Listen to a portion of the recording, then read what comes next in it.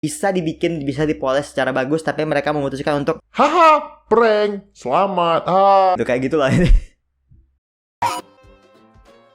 Cheers, everybody, welcome back to my channel Aldi, dan selamat datang di Bahas Singkat edisi April.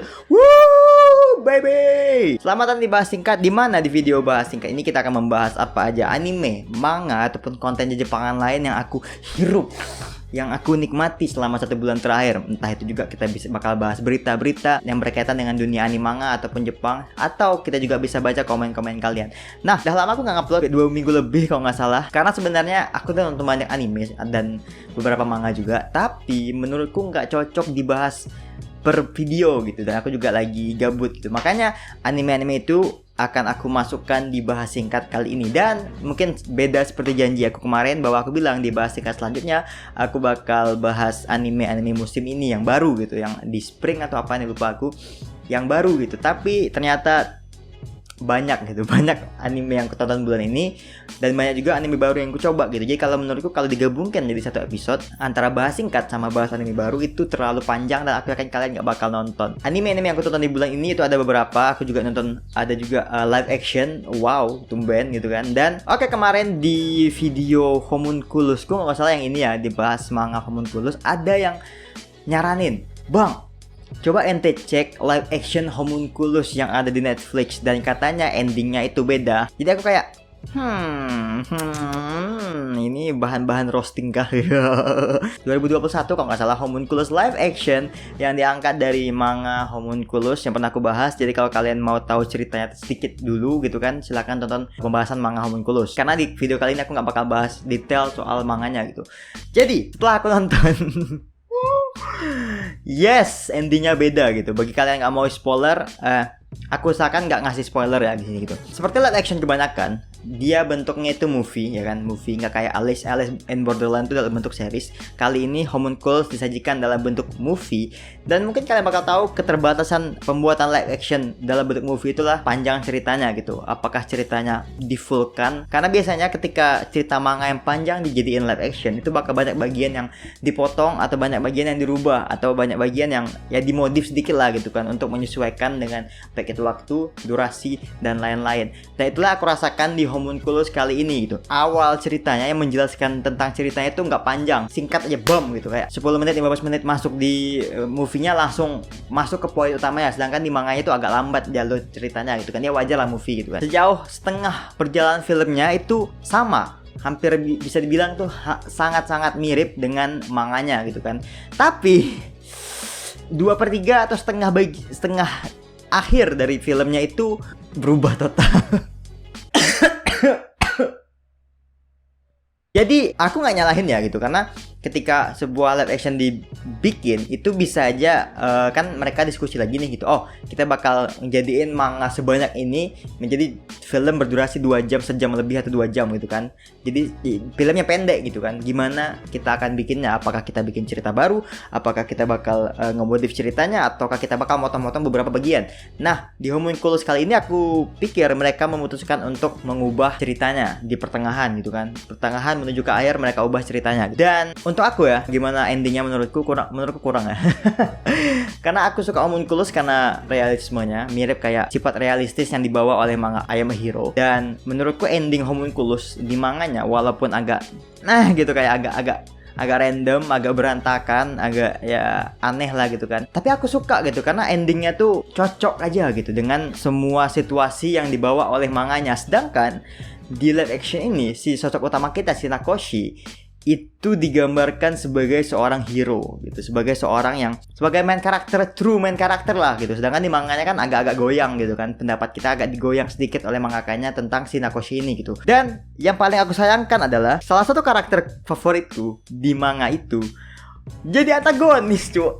Anjir. Ito Manabu di situ digambarkan seolah-olah sebagai karakter yang antagonis, karakter yang jahat dan manipulatif dan lain-lain. Sedangkan di manganya, oh I like this karakter. Karakternya memang agak quirky gitu, agak aneh, tapi dia karena memang punya masalah di psikologinya gitu kan. Tapi dia tuh akhirnya berubah menjadi sosok yang mampu berdiri tegak sendiri gitu kan. Dan itu aku suka pengembangan karakter dari Manabu di manganya. Sedangkan di live actionnya ya No. Untuk orang yang suka happy ending mungkin ya itu happy ending, dan kalau dibilang itu adalah alternative ending, bukan, menurutku itu bukan alternative ending karena jauh berbeda gitu. Perubahannya itu bukan hanya ending aja gitu, bukan kayak bercabang kayak Steins Gate gitu, tapi dari awal mula kisahnya tuh pun udah berubah gitu. Jadi ini bukan alternative ending, ini adalah ending bikin-bikinan. Ini adalah cerita yang keseluruhan dimodif menggunakan ide yang sama. Menurutku itu sih untuk movie-nya. Aku gak terlalu impress sama movie-nya, tapi bener sih, ternyata Homunculus tuh agak creepy ya. Terutama pas nonton live action-nya tuh, di bagian dia operasi, di bagian yang ngedrill kepalanya.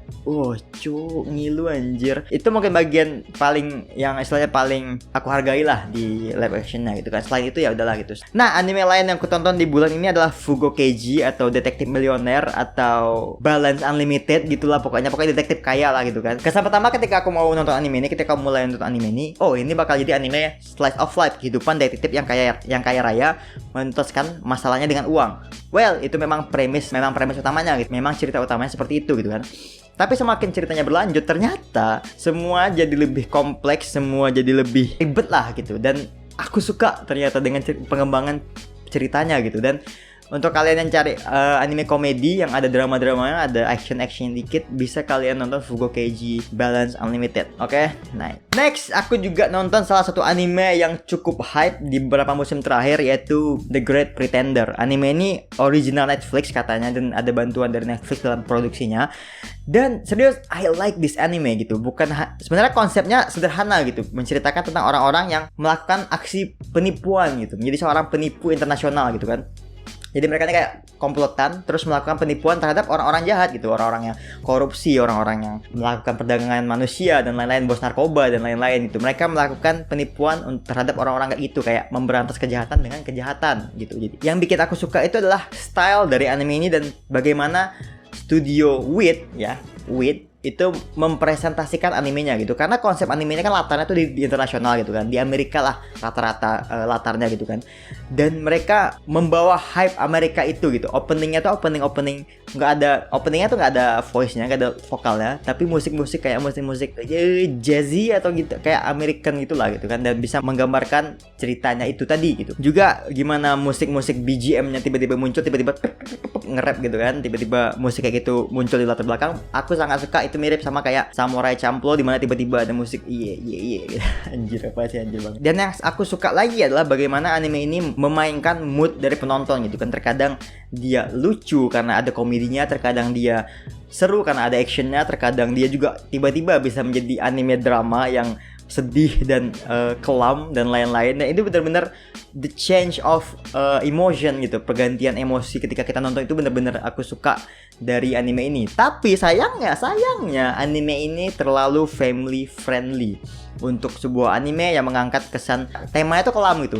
Tapi mereka bikin sebuah anime yang terlalu family friendly menurutku gitu kan. Bahkan beberapa kasus ke family friendly-nya, ke plot armorannya, itu bikin kesan yang dibawa itu agak kurang gitu. Bukan hanya ya, terutama di arc terakhir ya. Di arc terakhir tuh menurutku bener-bener bisa dijadiin bagus loh gitu. Untuk sebuah anime action psikologi dan lain-lain, bisa dibikin, bisa dipoles secara bagus. Tapi mereka memutuskan untuk Haha, prank. Selamat.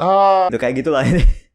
Dan itu bukan cuma di arc terakhir, dari arc awal pun ada kayak gitunya gitu. Karena awalnya aku mikir, ternyata ini anime cuma buat fun gitu, bukan untuk dirasakan mendebarkan jantung atau gimana, bikin tegang dan lain-lain. Bukan anime yang seperti itu. Intinya kalau kalian mau cari anime yang bisa dinikmati ceritanya, walaupun agak-agak edgy, agak-agak plot armory, agak-agak gitulah gitu kan, kalian bisa nonton The Great Pretender. Animenya bagus dan aku suka sekali animenya. Nice. Oke, mungkin itu beberapa manga lain. Aku juga baca Jagan, tapi cuma baru 2 chapter. Aku mau baca Blame karena ada yang nyaranin kemarin, lagi di jalan, belum sampai ke sini komiknya, jadi nanti dulu. Dan ya, aku juga nonton Kimetsu no Yaiba Mugen no Resha.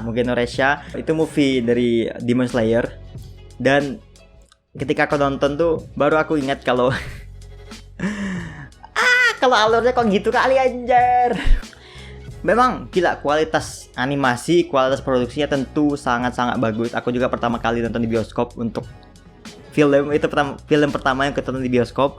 Dan untuk kualitas animasi jangan ragukan, Ufotable Boy gitu kan. Tapi ternyata aku baru sadar juga gitu kalau ceritanya gitu kali ya. Aku udah baca manganya BTW gitu, jadi aku mengingat lagi memori-memori ketika aku baca manganya, dan itu agak kurang sih boy ceritanya.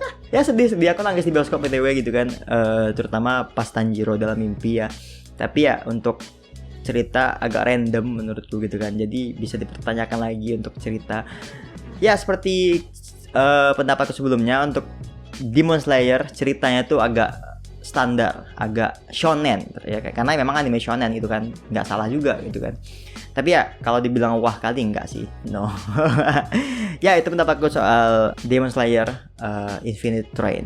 Lutung Hunter, bang review manga Shokushichit ga Saiko, manga isekai. Oke, kalau katanya ini overpower ya.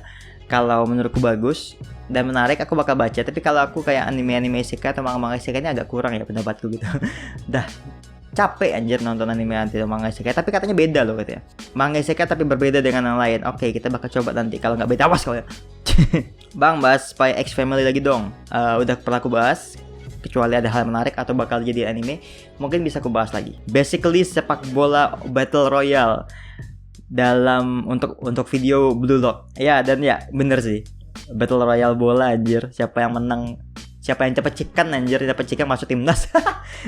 Dari Ukai, bang review manga Blame, sumpah kocak banget tuh manga, satu volume dia ngasih uprit. Kok udah order manganya online, jadi tunggu aja. Kalau menarik bakal aku bahas, kalau nggak menarik kita bakal bahas, masukin ke bahas singkat. Sesimpel itu aja konsep channel ini.